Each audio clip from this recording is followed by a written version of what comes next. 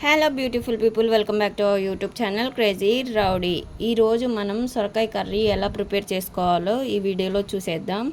సొరకాయ కర్రీ అంటే ఏంటి అంటే పాలు పోసి కొంచెం బెల్లం కానీ పంచదార కానీ వేస్తారు కదా, అదనమాట. ఫస్ట్ ఈ సొరకాయని చిక్కు తీసుకోవాలన్నమాట.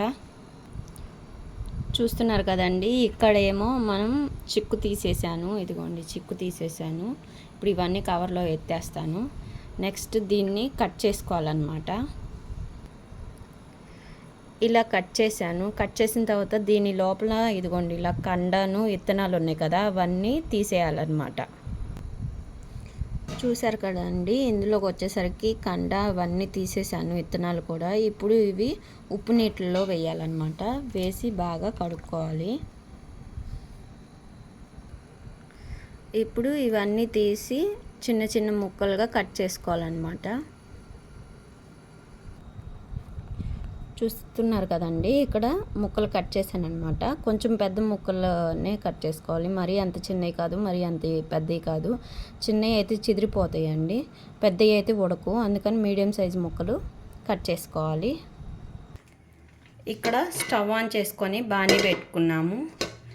ఇప్పుడు ఆయిల్ పోసుకోవాలన్నమాట, ఒక టూ టేబుల్ స్పూన్స్. సో ఇక్కడ 2 టేబుల్ స్పూన్ ఆఫ్ ఆయిల్ని యాడ్ చేశాను. ఇది కొంచెం ఆయిల్ హీట్ అయిన తర్వాత పోపు దినుసులు యాడ్ చేద్దాం. ఇక్కడ ఆయిల్ హీట్ అయింది. ఇప్పుడు మనం కొంచెం పోపు దినుసులు యాడ్ చేసుకుందాం. నెక్స్ట్ ఇక్కడ కర్రీ లీవ్స్ అండి. ఇక్కడ ఆనియన్స్ యాడ్ చేసుకునే వాళ్ళు యాడ్ చేసుకోండి. నాకు ఆనియన్ ఇష్టం లేదు కాబట్టి నేను యాడ్ చేయలేదు. నెక్స్ట్ ఇక్కడ మనం ఈ కట్ చేసుకున్న సొరకాయ ముక్కల్ని ఇందులో వేసేస్తాం. బాగా మిక్స్ చేసుకోండి.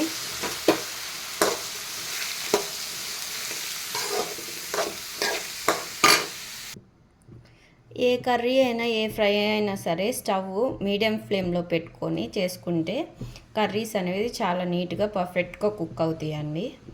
సో ఇప్పుడు నేనేం చేస్తున్నా అంటే పసుపు యాడ్ చేస్తున్నాను. చూస్తున్నారు కదండి, ఇక్కడ నేను పావు చెంచా పసుపు యాడ్ చేస్తున్నాను. ఇప్పుడు బాగా మిక్స్ చేసుకోవాలి.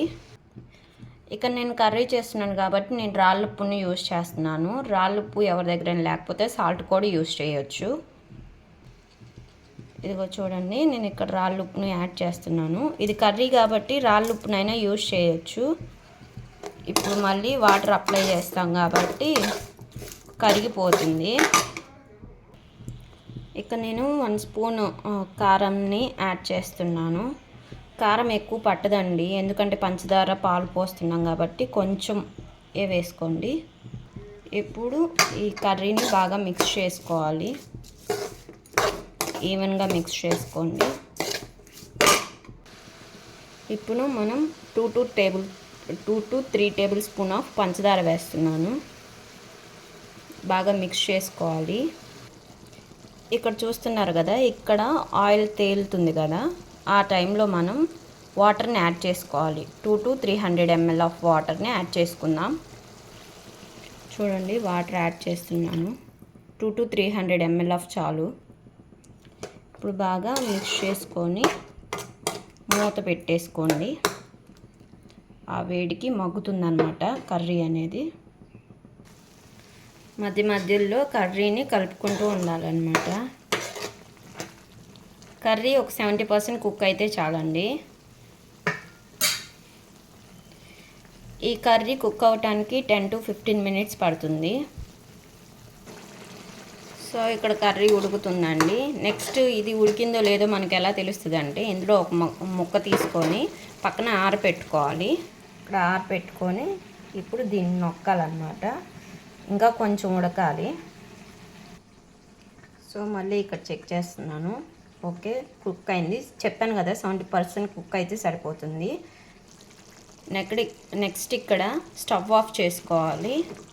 ఇప్పుడు కర్రీ చల్లారిన తర్వాత మాత్రమే మనం ఇందులో పాలు పోయాలన్నమాట. ముందుగానే వేడిగా ఉన్నప్పుడు పాలు పోసామనుకోండి, అవి పాలు వల్ల వేడిగా ఉండటం వల్ల ఇరిగిపోతాయి అన్నమాట పాలు. కర్రీ కూడా అసలు బాగోదు. అందుకని చల్లారిన తర్వాత పాలు పోద్దాం ఇందులో. ఇక్కడికి వచ్చేసరికి కర్రీ చల్లారిందనమాట. ఇప్పుడు నేను 100 ml ఆఫ్ పాలుని ఇందులో పోస్తున్నాను. ఇప్పుడు బాగా మిక్స్ చేసుకోవాలి.